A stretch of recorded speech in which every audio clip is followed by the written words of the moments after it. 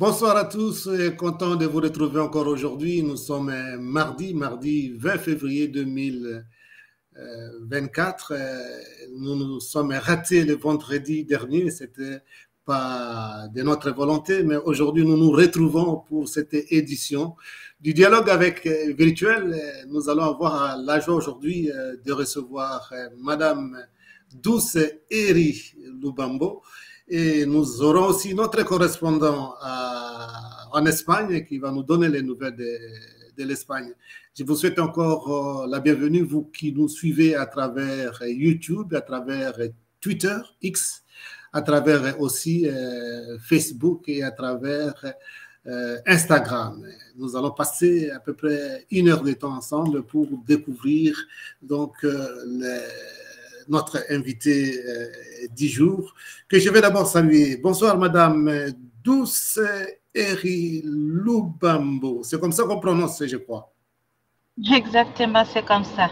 Alors, merci beaucoup d'être avec nous. Une petite curiosité, quand je vois d'abord le nom Douce, on voit ça, on sait ce que ça signifie en français, mais quand on voit Eri là, si on swahili ça, qu'est-ce que ça signifie? Eri, ça veut dire quelqu'un qui est heureux. Ah, quelqu'un qui est heureux, donc comme dans les béatitudes, hein, les béatitudes, on parle de bienheureux, bienheureux. Donc, c'est un peu ça. Merci d'être avec nous.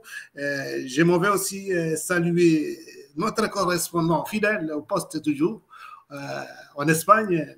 Bonsoir Yves. Bonsoir Père, comment allez-vous? Ça va très bien par ici, hein, ça va très bien. Alors, merci beaucoup d'être là avec nous. Voilà, merci pour le geste. Nous allons, comme je l'ai dit, recevoir Madame Eri Douce Lubambo aujourd'hui. Alors, Madame Douce Eri Lubambo, c'est la première fois que vous participez au dialogue avec. C'est très dynamique. Nous avons commencé par dans l'espace, hein, c'était seulement l'audio, la voix, tandis que maintenant, nous avons notre télévision virtuelle. Et d'habitude, je demandais quand on faisait l'espace, les dialogues avec, aux gens de se présenter d'abord sommairement, de nous tracer un peu, disons, votre vie sommairement, les études faites, ainsi de suite, et puis voilà, sommairement. Ah, merci beaucoup, Monsieur Jean-Pierre. Comme vous l'avez dit, moi, le nom c'est Douce Eri Lubambo et je suis natif du Nord Kivu, précisément en ville de Goma, où j'ai fait mes études à l'ILPGL. Là, j'étais porte-parole des étudiants à l'ILPGL. Après, j'ai ouvert mon ONG. L'ONG s'appelle YouFim. C'est un forum jeune qui soutient les objectifs du développement durable. Et c'est comme ça, c'est à partir de 2015 que nous avons commencé à œuvrer en ville de Goma. Alors nous allons arriver à tout ça. Je voulais d'abord peut-être que vous nous parliez de vos études, école secondaire et université, puisque vous dites déjà que vous étiez présidente même des étudiants. Ça signifie que vous étiez à l'université. Si vous pouvez d'abord un peu sommairement nous parler un peu de vos études secondaires et universitaires rapidement. Ah oui, à l'école secondaire, j'ai fait la maths physique. Et après, à l'université, j'ai voulu faire l'armée. Mais mon père n'a pas voulu.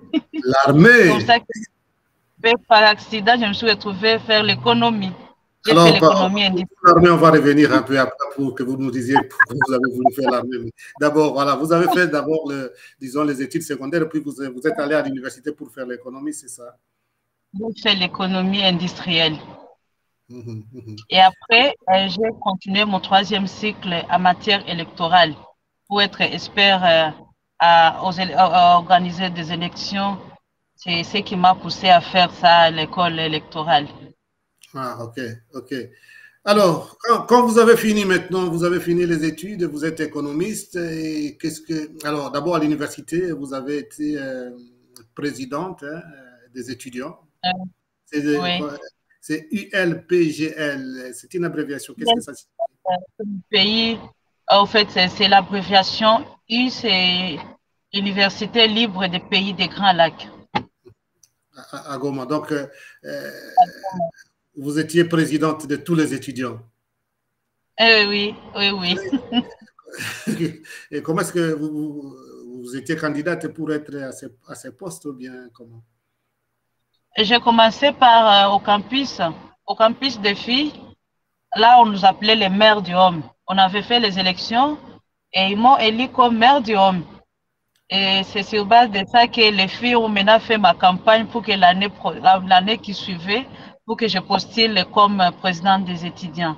C'est comme ça qu'ils ont porté ma candidature au poste de porte-parole des étudiants. Et c'est eux-mêmes qui ont bâti campagne.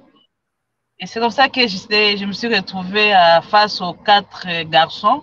Il y avait 4 hommes et c'est moi qui étais la seule femme. Oh. À l'époque, c'est le campus qui décidait qui va diriger l'université. À l'époque, si tu passes par les campus des filles… Comme présidente des étudiants, c'est ça? Oui, oui. Bah, c'est les 2 campus qui avaient au moins cette…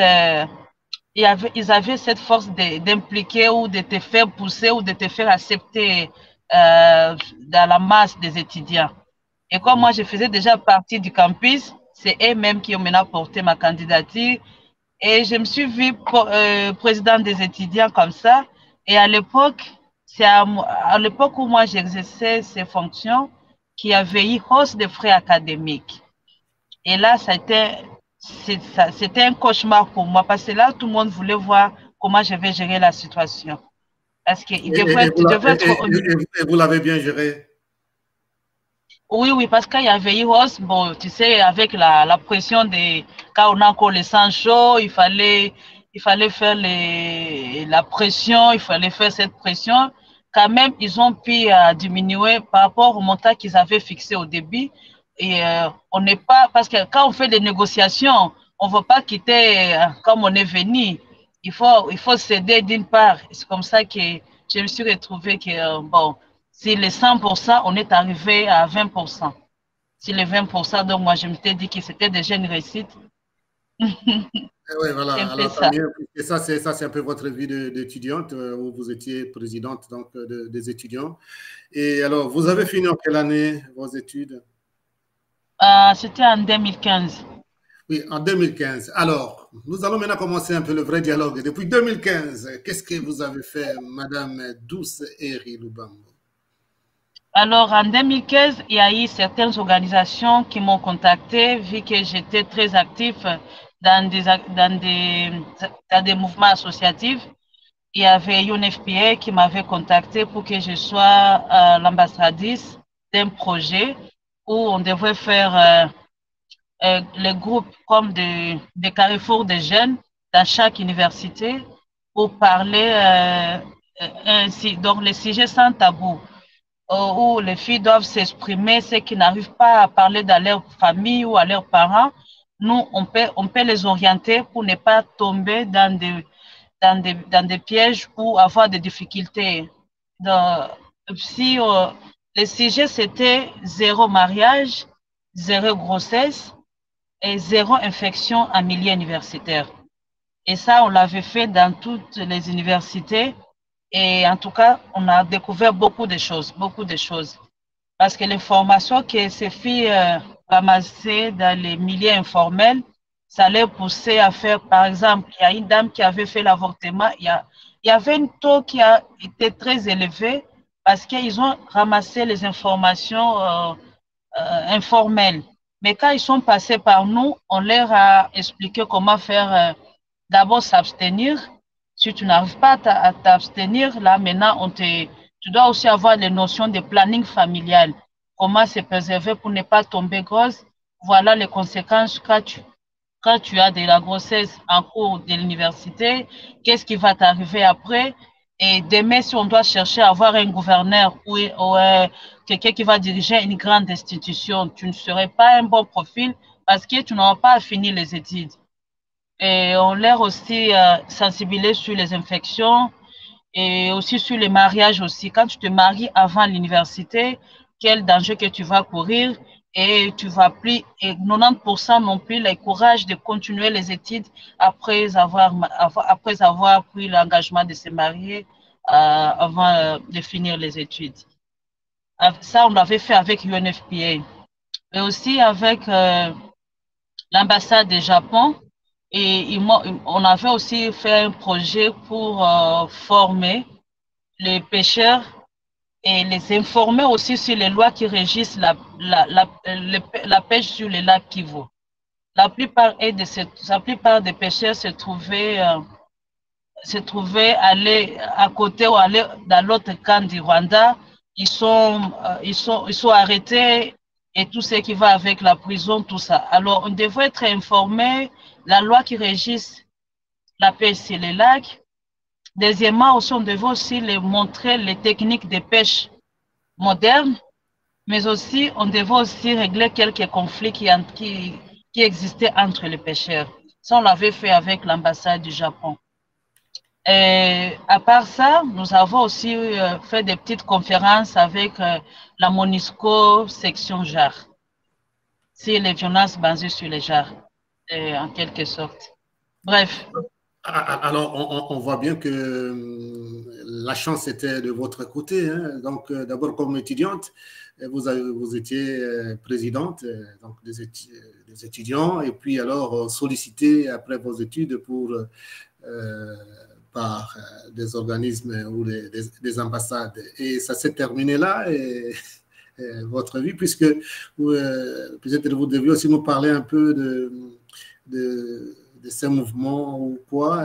Vous êtes coordinatrice de YouFIM. C'est un forum de jeunes qui soutiennent les objectifs de développement durable. Il y a 17 objectifs de développement durable. Ça, on va en parler en détail après. Mais c'est ce qui nous a motivés de faire ce forum pour qu'il y ait développement durable dans notre milieu. Alors, on voit la santé, l'éducation, l'assainissement, l'eau, et tout. Donc, c'est toute une liste de 17 objectifs. Oui, alors à part le travail que vous a proposé à travers les ONG ou les ambassades aussi, et puis cette coordination que vous avez de YouFIM, c'est tout ce que vous avez fait depuis 2015? Après, c'est ce qui m'a aussi poussé à postuler, parce que les gens me demandaient tout ce que les noms est déjà connus, beaucoup déjà, ils ont adhéré dans votre ONG, pourquoi aussi ne pas postuler?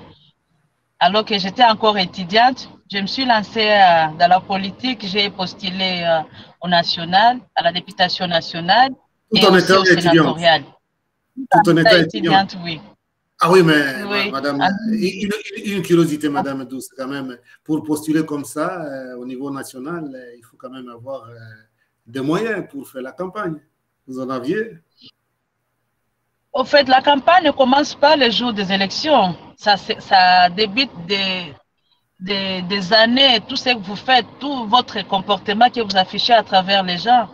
Oui, ça, je comprends, madame. Ça, je comprends, Madame Douce, Eri Lubambo. Je comprends tout ce que vous faites là, mais pendant la campagne même, il faut quand même des affiches, et il faut faire des campagnes, des réunions. Ça demande quand même un peu de moyens, quand même. Oui, oui. Et ça, c'est une difficulté que la plupart des femmes du Nord Kivu ont pu rencontrer. Beaucoup de jeunes filles de Goma, ou disons les femmes, n'arrivent pas à se faire élire au Nord Kivu. Au Nord Kivu, nous sommes encore à un taux qui est trop faible. Sur les 100%, on peut dire qu'il y a 5% des femmes qui ont eu passé députés, qui ont été élies. Et tout ça, c'est aussi une autre matière qu'on doit débattre. On s'est trouvé qu'il y avait un problème de communication. Des fois, on arrivait devant les gens, tu as encore peur d'affronter la masse. Il y a d'autres qui avaient le courage d'affronter la masse, mais ils avaient des problèmes de moyens financiers. Il faut faire les médias, ça coûte cher. Il y a d'autres, c'est par rapport à leur statut. Il y a les maris qui ne veulent pas te faire, il ne faut pas accepter que tu quittes la maison à 6 heures et retourner à 23 heures. Donc, il y avait beaucoup de difficultés que nous, les femmes, on faisait face par rapport aux hommes. Et c'est pourquoi tu vas voir un homme, quand lui, il postule, il est même prêt à vendre même sa maison. Mais si c'est une femme, l'homme ne peut pas accepter qu'on nous vendons la seule maison que nous avons, les vendre pour faire ta campagne. Tu vois que c'est vraiment un peu compliqué pour les femmes de se faire accepter, se faire élire, parce qu'ils doivent y avoir le temps plein, que les hommes, et ils ont tout le temps. Par rapport à vous, les femmes, peut-être ce sont des moyens financiers, et d'autres, c'est le problème de communication, et les autres, c'était le staff qui composait l'équipe de campagne. Vous avez une équipe qui n'est pas expérimentée, qui ne vous facilite pas la tâche à arranger votre agenda ou à cibler votre électorat, à vous aider à faire les contacts. Tout ça, ça nous a vraiment bloqué, nous les femmes, d'avoir accès à élever le taux de participation des femmes aux législatives 2023 et même les 2018. Donc, c'est ce qui a fait que vous n'avez pas pu gagner aux élections de 2018, c'est ça? Moi, en tout cas, bon, c'est parce que je ne peux pas me mettre à dire que je suis passée ou pas, mais les sondages disent que je suis passée. Ah, voilà, ça c'est autre chose. Alors, madame, il y a quelqu'un qui vient de nous joindre. Nous allons d'abord le saluer. C'est M. Benjamin Babunga, c'est le monsieur rappel historique. Hein. Bonsoir, M. Benjamin. Merci d'être avec nous.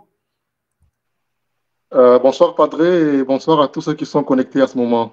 Voilà, merci beaucoup. Hein. Aujourd'hui, nous avons comme invité principal Mme Douce Eri Lubambo de la République démocratique du Congo. Alors, nous allons revenir à vous tout de suite là pour les rappels historiques, Monsieur Benjamin. À tout de suite. Alors, merci.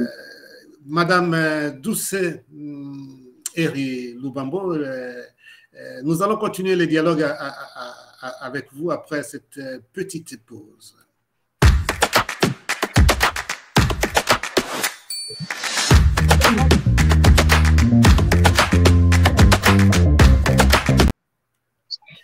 Voilà, nous sommes revenus maintenant. Nous allons d'abord, avant de continuer avec Mme Douce Eri Lubambo, nous avons manqué pour des raisons de disponibilité notre responsable disons, des rappels historiques. Nous allons en profiter aujourd'hui qu'il est là pour savoir un peu qu'est-ce qu'il nous apporte aujourd'hui. Alors, écoutons Monsieur Benjamin, rappel historique.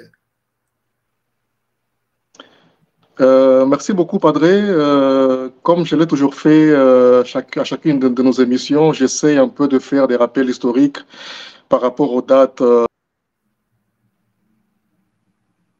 au cours de l'action a lieu. Cette semaine, j'ai essentiellement retenu les dates du 19, 20, 22 et 23 février sur plusieurs années, essentiellement par rapport à la République démocratique du Congo.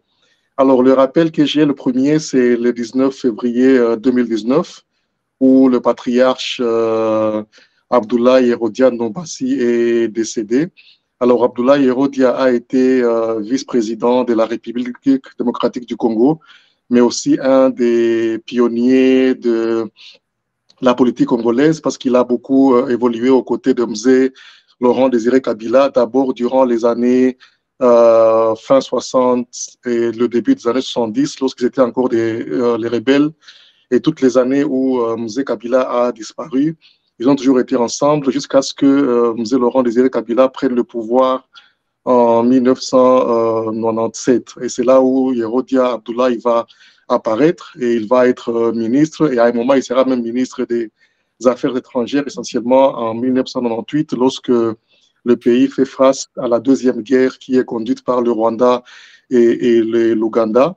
Et juste après, lorsqu'il y a la transition sous Joseph Kabila, il y a aussi Abdoulaye Herodia qui est désigné comme étant vice-président de la RDC pour la composante gouvernementale. Donc, il a beaucoup œuvré dans la politique congolaise et après, il va être même sénateur. Au moment où il décède, il est aussi sénateur pour le compte du PPRD. Donc, il est décédé le 19 février 2019 et ça fait maintenant 5 ans depuis qu'il nous a quittés. Le deuxième rappel, c'est la date du 20 février, comme aujourd'hui, où j'ai essentiellement parlé de l'arrestation d'un certain nombre d'officiers au sein des forces armées du Zaïre, à l'époque les FAZ. Alors ce jour-là, il y a le président Mobutu qui se lève et qui va d'ailleurs intervenir au niveau de la radio pour annoncer qu'il y a un complot qui a été déjoué et que ce complot mettait ensemble en œuvre quelques officiers des forces armées zaïroises, mais aussi des politiciens qui vivaient à l'étranger, en dehors du pays. Ce jour-là va commencer une sorte de rafle au niveau de l'armée, où au total, ce sont à peu près 90 personnes qui seront arrêtées, essentiellement à travers la dénonciation, avec quelques têtes d'affiche, notamment le major Kaloumé. Alors, il y a une cour martiale qui sera mise en place et qui va, au bout d'un procès expéditif, aboutir à la conclusion selon laquelle, effectivement, ces officiers étaient impliqués dans un complot et ils vont être jugés et la plupart seront condamnés à mort. Il y aura effectivement quelques doléances qui proviendront de la part de pays amis du Zaïre, même au niveau de l'Église catholique, comme ça a été même le cas lors de la pendaison de Kimba et les autres. Mais Mobutu ne va pas accepter. Au final, tous ces officiers seront pendus. Et ça sera aussi un deuxième événement qui aura marqué le règne du président Mobutu après la pendaison de ceux-là qui avaient été pendus juste au début de son règne en 1966. Donc, cette deuxième pendaison va aussi pousser les gens à avoir de plus en plus peur de Mobutu, et essentiellement dû au fait qu'il n'a pas dû reculer malgré les différentes doléances qui avaient été faites dans ce sens. Le troisième rappel, c'est la date du 22 février, où encore il y a eu un autre décès de quelqu'un qui a aussi joué un rôle capital dans l'armée de la République démocratique du Congo. C'est le général Luecha. Alors Luecha, il est issu de la communauté Bembe dans le Sud Kivu, et lui aussi, tout comme Abdoulaye Yerodia, il a combattu aux côtés de Mzee Laurent Désiré Kabila. Et quand Kabila prend le pouvoir, il fait de Luecha un de ses généraux, et Luecha sera d'ailleurs le chef d'état-major des FAC. À l'époque, ce sont les forces armées congolaises, à l'époque de la rébellion du RCD.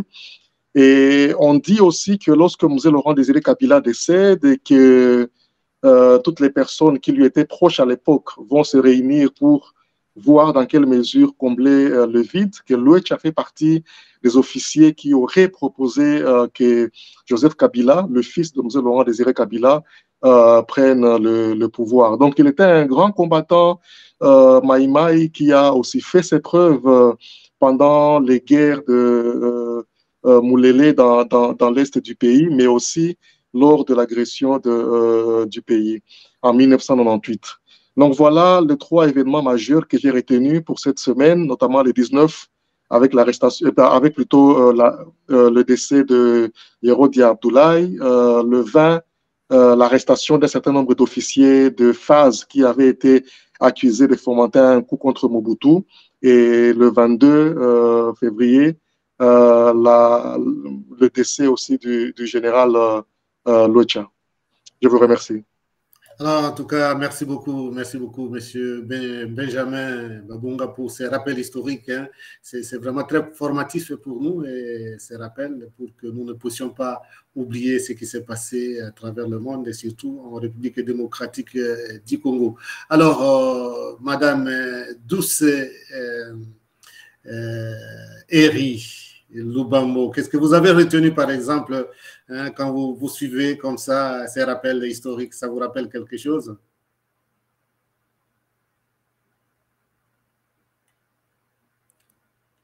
Vous êtes avec nous, madame? Il n'y a aucun problème. On dirait qu'il y a un petit souci avec madame Eri Lubambo. Ça doit être un problème de connexion. Pourtant, je vois hein, sa connexion 7 sur 10. Probablement, elle va nous revenir. Alors, en attendant, nous prenons la direction. Nous prenons donc la direction d'Espagne pour avoir aussi les nouvelles d'Espagne. Vous restez avec nous, hein, M. Benjamin, comme ça, vous allez peut-être intervenir quand nous allons suivre notre invité du jour. Alors, les nouvelles d'Espagne. Oui, bonsoir Père, bonsoir à tout le monde. Je vais commencer d'abord par un rappel. Il y a 10 jours de cela, il y a eu 2 agents de la garde civile qui sont morts à Gibraltar, disons à côté de Gibraltar, dans une opération de police contre la drogue. Et dans les jours qui ont suivi, dans la semaine passée, on a assisté à l'arrestation des présumés coupables. Et grâce à l'implication de la police marocaine et de la garde civile espagnole, on est en train de remonter toutes les filières et chaque jour, il y a des informations, des nouvelles concernant des arrestations dans le milieu de la drogue. En tout cas, ces derniers temps, entre l'Espagne, le Portugal et le Maroc, les relations sont au beau train. Et dans ce même cadre-là, on annonce que demain, le Premier ministre espagnol va se rendre au Maroc pour une visite officielle où ils vont discuter sur plusieurs dossiers, notamment la lutte contre le narcotrafic, mais aussi l'immigration,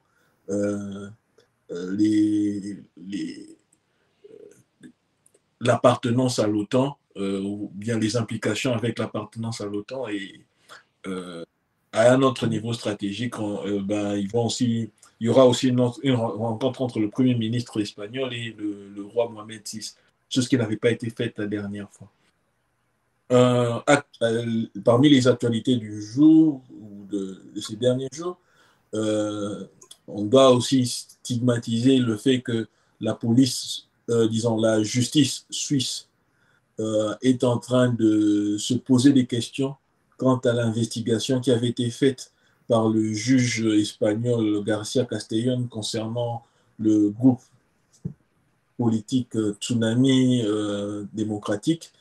Les Tsunamis démocratiques, pour ceux qui ne le savent pas, c'est un groupe d'obédience indépendantiste catalan qui a été accusé de vouloir organiser un attentat contre le roi.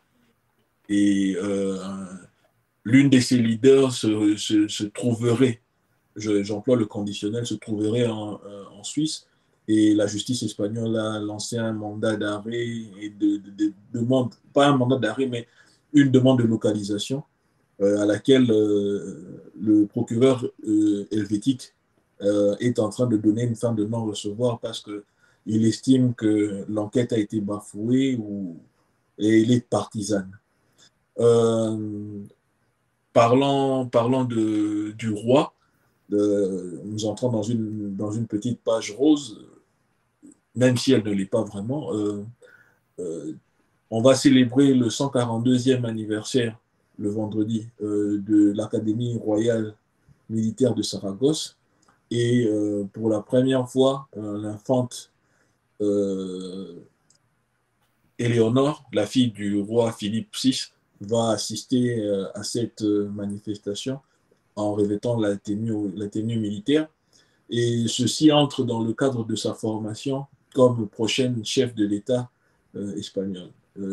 Pour la petite histoire, puisqu'elle est appelée à être la reine d'Espagne, juste après avoir terminé ses études des humanités, elle doit passer son service militaire, elle va passer 3 ans dans l'armée, et pour chaque année, elle doit passer dans les trois grandes armes de l'armée, donc l'armée de terre, l'armée navale et la force aérienne. Et au terme de ce service militaire, c'est quand elle pourra entrer à l'université. Et après là, elle va commencer à servir le pays. Donc, c'était une année, disons, une parenthèse que j'ai ouverte pour vous montrer comment est-ce que la préparation des leaders se fait sur le long terme et ce n'est pas quelque chose que l'on improvise. Autre information très importante, c'est que actuellement, il y a une guerre diplomatique qui frappe, qui implique le Brésil et l'État d'Israël concernant la Palestine. Et ici en Espagne, ça fait beaucoup de remous parce que juste au début du conflit entre la Palestine et Israël, après les attentats du mois d'octobre, ben, les Espagnols avaient été aussi victimes ou ciblés par la diplomatie israélienne. Et actuellement, ben, ça fait le tour de tous les tabloïds. Et on va terminer avec le sport, comme d'habitude. Je sais que vous allez être très content, Père, mais bon, ça nous pince le cœur, pour nous les Barcelonais. Ben, tout le monde parle de l'arrivée de Mbappé au Real Madrid et le conditionnel a disparu des discours, tant au niveau des officiels qu'au niveau des journalistes. Donc, ça devient de plus en plus évident que le club espagnol va s'offrir les services de l'attaquant français. Et le feuilleton continue. Et l'une des dernières polémiques, ça concerne son implication, l'implication de Mbappé pour les Jeux Olympiques et la présentation que le Real Madrid veut faire avec éclat au Santiago Bernabéu, qui va finir, disons, qui va avoir les dernières touches sur la réfection du stade à partir du mois de juin. Il sera complètement fini. Et il y aura même un concert des Rolling Stones. Et autre information, elle est moins bonne pour nous les Barcelonais, c'est que la Liga vient de publier son résultat de mi-ligue sur le fair play financier. Et il s'avère que le Barça va devoir baisser ses prétentions pour les recrutements. Pour le recrutement l'année prochaine. Donc, le Barça va passer de 270 millions comme l'année passée, il sera maintenant à 204 millions. Et donc, le mois de mai, quand les résultats vont se concrétiser, les calculettes vont chauffer à Barcelone et dans plusieurs autres clubs de l'Espagne. Il y a un grand débat en cours concernant ce fameux fair play financier. Donc, voilà un peu les nouvelles qu'il y a en Espagne et dans la péninsule ibérique. Voilà, merci beaucoup Yves Cacha depuis l'Espagne. Alors, comme Madame Dulce Eri Lubambo est revenue, nous allons encore lui donner la parole un peu pour voir si elle a des commentaires d'abord après avoir suivi les rappels historiques. Alors, Madame Dulce Eri Lubambo, vous avez suivi les rappels historiques de Monsieur Benjamin. Qu'est-ce que vous en dites? Il y a quelques faits historiques qui vous rappellent quelque chose ou bien vous étiez encore tout jeune pour ne pas savoir ce qui s'est passé? Oui, effectivement, à l'époque, nous étions encore trop jeunes. On attendait seulement par nos aînés, comment est-ce qu'ils commentaient. Parce qu'à l'époque,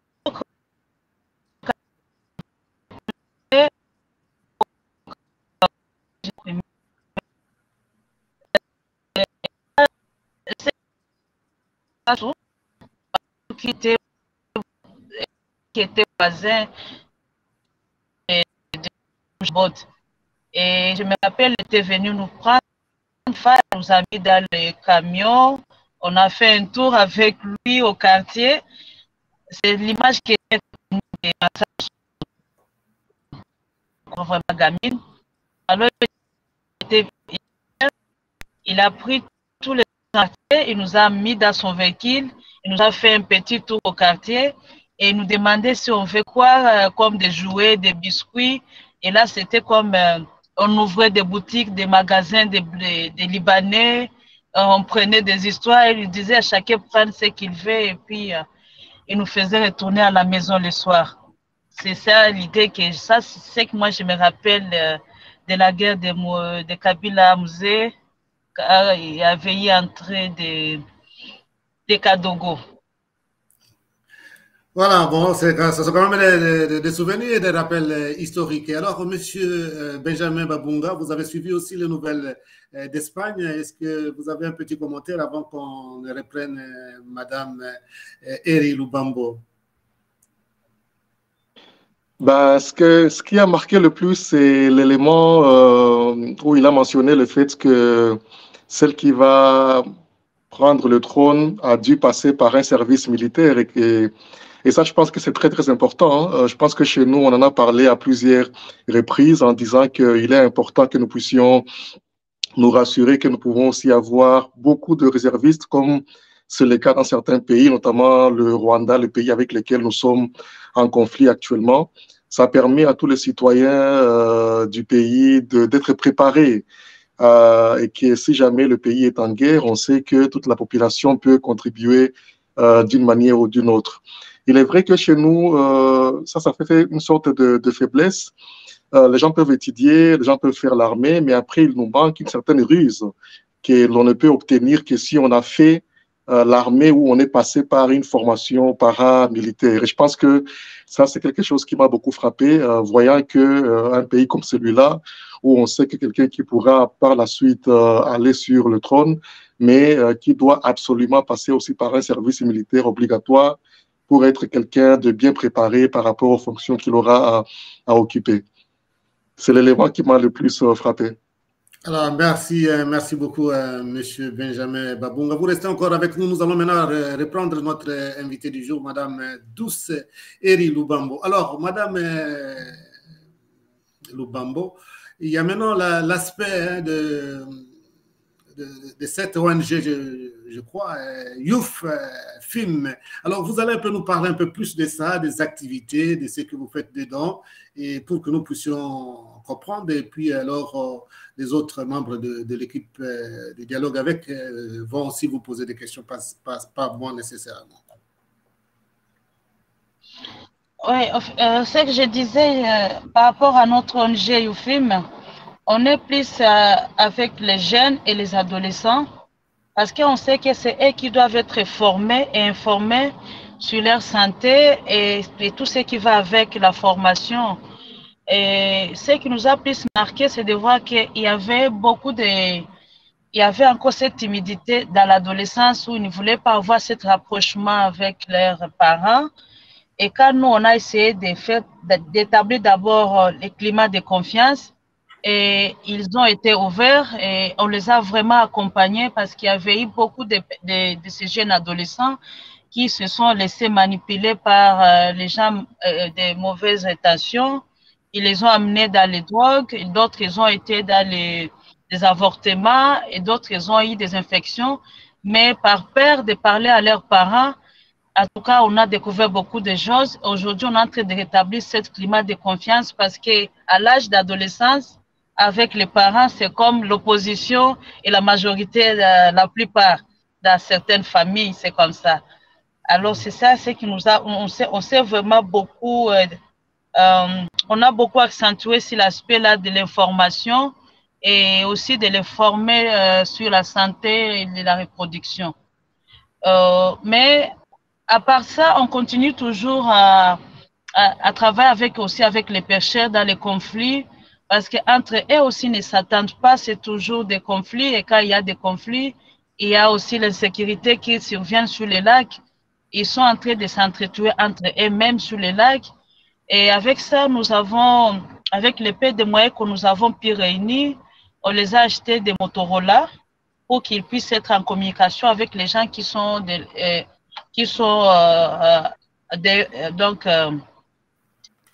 l'extérieur. Donc, ils sont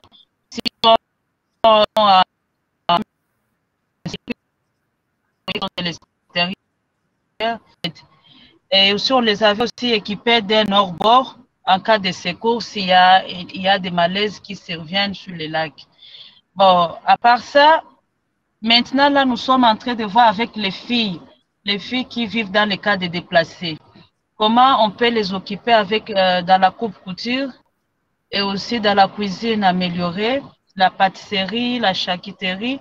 C'est une façon qu'ils soient autonomes pour ne pas tomber dans les pièges toujours de ne pas être manipulés par des hommes. Ils peuvent, parce que c'est un âge où ils peuvent être manipulés, c'est ce qu'on se dit toujours. Si on les occupe à faire des formations professionnelles, peut-être que ça peut leur aider à être autonomes, parce que tout ce qu'elles cherchent, avoir un peu quoi manger, c'est comme ça qu'ils peuvent tomber dans cette délinquance. Ils peuvent, ce qui leur intéresse, c'est de trouver où abriter. Et les personnes toujours, et les hommes profitent de ça, de cette faiblesse pour les manipuler. Alors pour nous, on s'est dit, c'est mieux qu'on continue avec les formations de la coupe couture. Je vais vous envoyer des images où comment on a débuté avec les filles. En tout cas, ça sort très bien parce qu'aujourd'hui, ils commencent déjà à faire des jupes et des blouses. Ils continuent toujours la formation. Et ces formations, nous sommes en train de les effectuer dans des écoles. Les écoles, pourquoi? Parce que nous, on n'a pas un endroit où on peut tous les encadrer au même moment. Mais on a ouvert, pas ouvert, mais on a pris des partenariats avec des écoles. Et les écoles, souvent, il y a des écoles, souvent, ils commencent de 7 heures jusqu'à 13 heures, 14 heures. De 13 à 14 heures, et ils finissent l'école. Nous, on prend maintenant ces jeunes filles qui sont dans des cas de déplacés. On les accorde dans les mêmes salles, de 14 heures jusqu'à 16 heures, le temps qu'ils rentrent chez eux, qu'il n'y a pas encore, l'obscurité. Et ça, c'est tous les jours, sauf les samedis et les dimanches. Et les écoles, là, on nous les a accordées gratuitement. Et actuellement, nous avons 5 écoles qui ont accepté ce partenariat. Nous commençons de 14 heures jusqu'à 16 heures, chaque jour du lundi au vendredi. Et pour ce qui est des enfants, là, nous sommes encore en difficulté parce que les enfants qui sont dans des camps de déplacés, ils ont un problème où ils sont venus et l'école a déjà commencé, l'année scolaire. Et pour les insérer à cette période, ça paraît un peu compliqué. Alors, nous faisons une sorte de plaidoyer pour voir dans quelle mesure ils peuvent être insérés pour qu'ils ne soient pas comme des enfants, on les appelle chez nous les maïbobo, qu'ils ne soient pas communément comme on les appelle chez nous les maïbobo, s'ils peuvent être insérés dans les milieux scolaires. C'est encore un grand défi. Qu'est-ce que signifie maïbobo en fait? Que signifie maïbobo? Les enfants de la vie. Les Koulouna, oui. Ah oui, c'est différent quand même des Koulouna. Oui, oui. Alors, une question, Madame Douceri Lubambo. Vous avez parlé, nous avons eu un peu d'argent et puis vous avez parlé même d'achat de hors bord. Et je voudrais arriver un peu aux questions financières. Comment est-ce que votre ONG est financée en fait? Où est-ce que vous trouvez l'argent, même si vous avez dit, comme nous n'avons pas suffisamment d'argent, vous avez quand même un peu d'argent. Comment est-ce que vous êtes financé? Moi-même, je suis passionnée de l'agriculture. C'est là où je tire un peu de mes moyens. Quand j'ai un peu de rentabilité, je prends une partie de mes moyens, je mets ça dans les œuvres caritatives. Et bon, cette ONG-là, vous êtes en fait combien à y travailler? Et puis ceux qui y travaillent, ils travaillent comme des volontaires, c'est ça?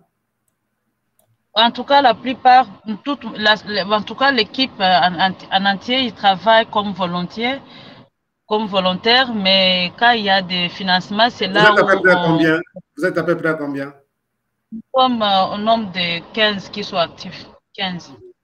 Et ces 15-là, ils ont une personne par quartier. Alors, les 15-là, ils ont un travail dans leur vie, à part, disons, l'ONG? Oui. Tous, ils ont un petit travail, mais il y en a que 5 qui sont au moins stables. Bon, ils ont un peu de moyens et les 7 autres, ils sont encore... ils sont là en permanence. Alors, vous êtes coordinatrice de cette ONG Youth FIM, mais très souvent, vous m'aviez dit que vous êtes entre Kinshasa et Goma. Et quand vous n'êtes pas là, qui coordonne en fait l'ONG? Nous avons un chargé de programme qui fait toujours qui fait mon relève quand je ne suis pas là. Ah, ok. Alors, peut-être je vais donner la parole aussi aux autres. Hein. je donne la parole à Yves, s'il a peut-être une question pour connaître un peu plus davantage votre ONG et vous connaître peut-être un peu plus davantage. Yves, vous avez une question? Elle a répondu sur une des grandes questions que j'avais, c'était par rapport à l'encadrement des déplacés internes, parce que dire réfugiés internes, pour moi, c'est vraiment difficile. Mais bon, je voulais insister dans ce cadre-là, et je voulais savoir si, dans le cadre de la cohabitation,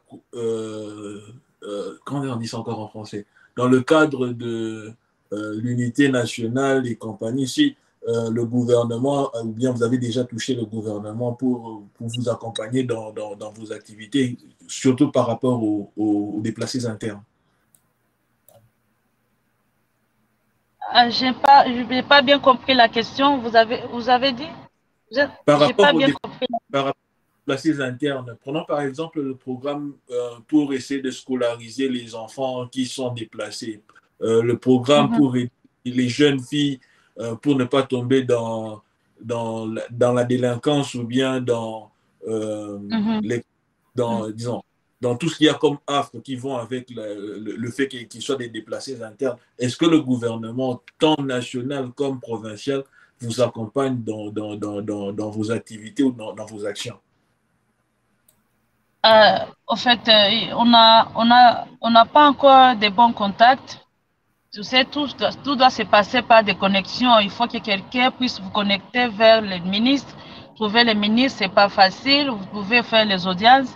Mais s'il y a personne qui est l'un de ses proches qui vous a poussé ou introduit votre demande, et aussi comme ce qui cause aussi problème, c'est qu'il y a des démissions de certains membres du gouvernement qui étaient auparavant restés. Alors, la plupart, ils sont démissionnés de leurs fonctions pour aller siéger au Parlement. Ceux qui restent là, ils sont en train d'assumer les affaires courantes. Ils font que l'intérimaire, ils sont les intérimaires des ministères. Et ça cause problème parce qu'on ne sait pas comment les joindre. On a fait un mail au ministre des Affaires humanitaires, et c'est sans suite. Mais on espère toujours qu'on est en train de bousculer, voir s'ils pourront réagir. Si vous avez aussi des contacts, veuillez aussi nous les partager, ça pourra nous aider. Il y en a peut-être certains qui nous écoutent dans ce dialogue.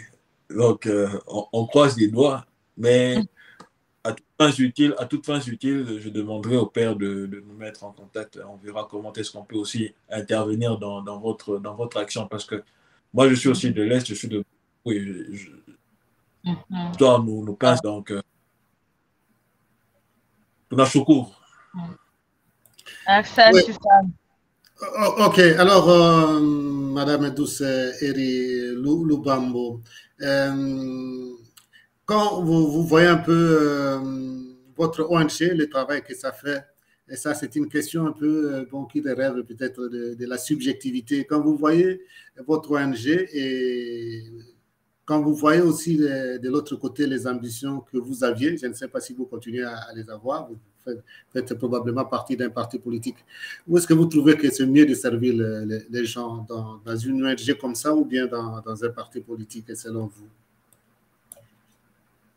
En tout cas, moi, je me sens à l'aise dans des ONG. Seulement que les ONG, ça doit avoir des fonds. On ne peut pas toujours recourir aux autres si tu n'as pas de moyens suffisants. Alors, je voulais marier les deux pour qu'on puisse être parmi les décideurs pour aider à booster encore notre vision que nous avons et à faire avancer les choses. Alors vous pensez que c'est en étant parmi les décideurs que ça peut changer quelque chose, puisque bon, quand on voit comment la population, les gens se lamentent de nos décideurs, il y a quand même des points d'interrogation, Madame Lubambo. Oui. Donc, c'est pas mieux de rester dans l'ONG que de rester aussi dans le monde politique où il y a beaucoup de caïmans, beaucoup de crocodiles, beaucoup de crocs à jambes. Maintenant, en fait, il y a des postes qui ne sont pas très politiques, qui sont vraiment humanitaires, comme un ministre ministre des Affaires sociales, ministre de la jeunesse. Pour arriver là-bas, souvent, on passe toujours. Pour arriver là-bas, on passe souvent toujours par un parti politique, hein, puisque c'est difficile que les politiques laissent des postes, même aux spécialistes, comme dans d'autres pays. C'est difficile dans beaucoup de pays africains en général. Hein. En tout cas, moi, je pense que tout doit passer par les humanitaires parce qu'ils ont l'expérience et ils ont aussi cet humanisme-là. Je pense que tout doit passer par nous, hein, parce que nous, on a vécu, nous, on a l'expérience et on sait comment aussi on peut apporter notre pierre à l'édifice. Alors, ce n'est pas mieux, comme je le disais, ça c'est bon, ça dépend de chacun, de rester toujours dans l'humanitaire, mais en essayant de faire connaître ce que vous faites, en faisant peut-être, comme on dit, le bruit pas dans le sens congolais, en faisant du bruit par vos actions, par ce que vous faites, en parlant dans les médias pour que les gens puissent voir ce que vous faites et vous apporter de l'aide, puisque ça peut arriver. Mm-hmm. Oui, bon, jusque-là, la politique n'a pas souri. Bon, je pense que ce que j'ai déjà commencé avec mon ONG, on ne peut pas laisser ça à mi-chemin. Donc, je dois faire arriver ça jusqu'au bout. Je vais voir les personnes que moi j'ai encadrées et je vais les voir atteindre le sommet. Donc, je dois continuer à faire le suivi. Je dois m'y impliquer vraiment. Je dois être là. Donc, je me sens plus humanitaire que politique. Ah, voilà, tant mieux, tant mieux. Alors, quelles sont les perspectives d'avenir pour vous-même d'abord et puis pour votre ONG, puisque là, nous allons bientôt finir? Moi, j'aimerais qu'on ouvre au moins parce que nous avons des produits qui ne sont pas transformés sur place. J'aimerais que nous puissions avoir des industries donc les produits de vos ONG ou bien les produits de votre... Oui.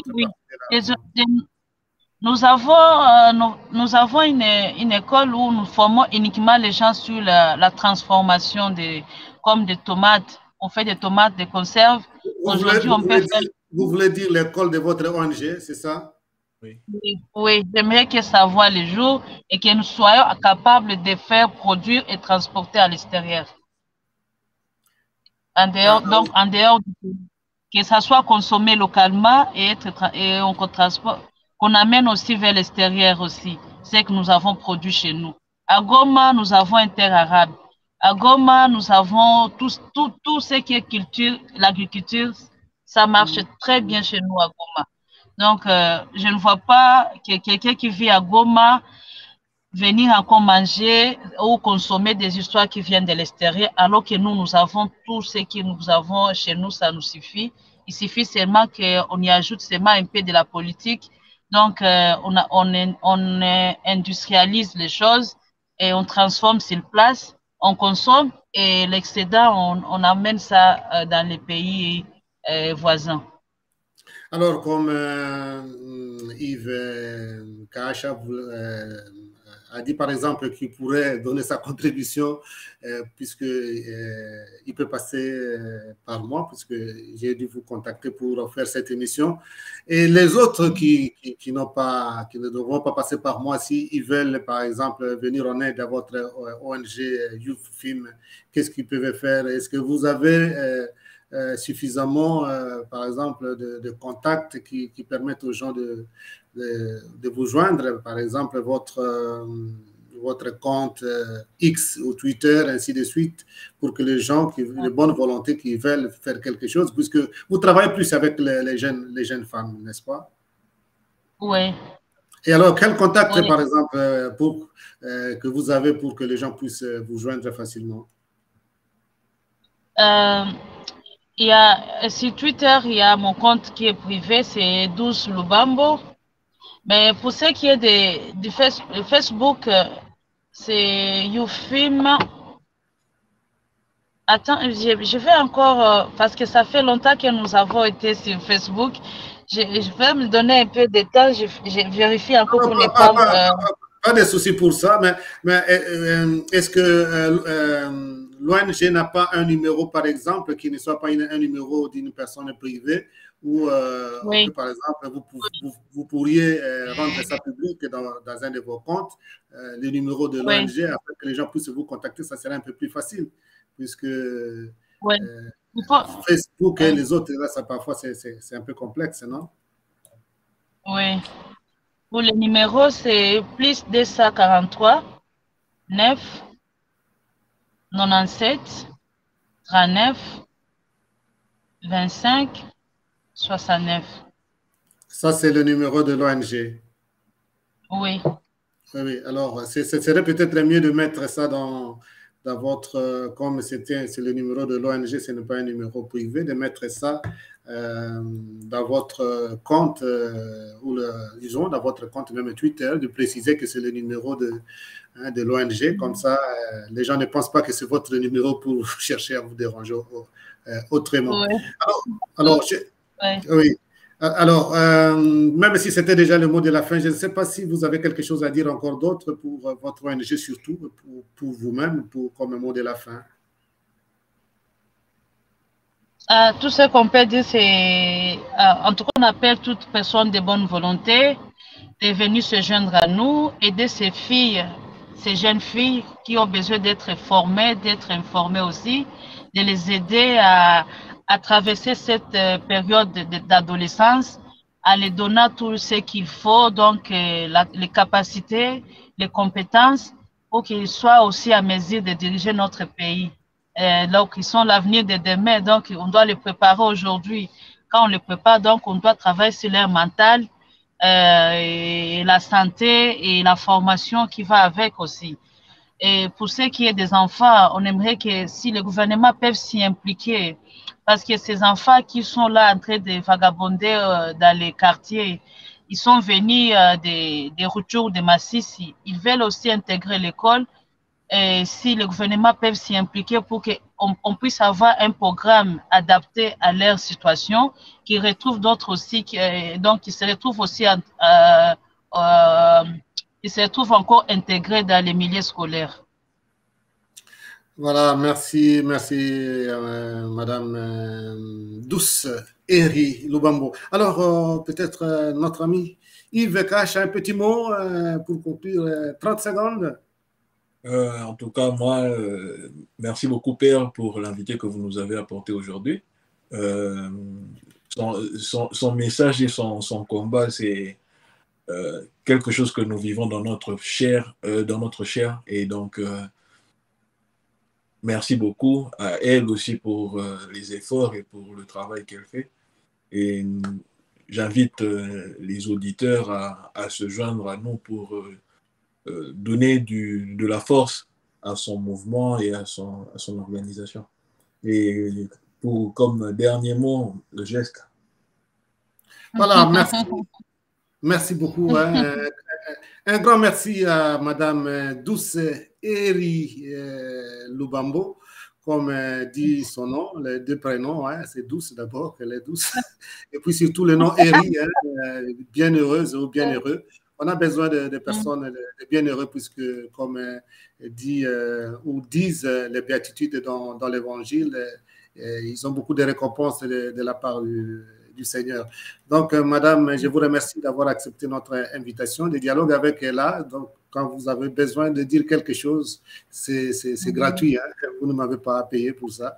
Donc, vous avez un endroit pour venir parler surtout de votre ONG. Merci beaucoup d'avoir accepté, même si ce n'était pas facile pour l'essai technique. Donc, vous avez eu beaucoup de difficultés, à peu près 5 heures du temps pour trouver une solution.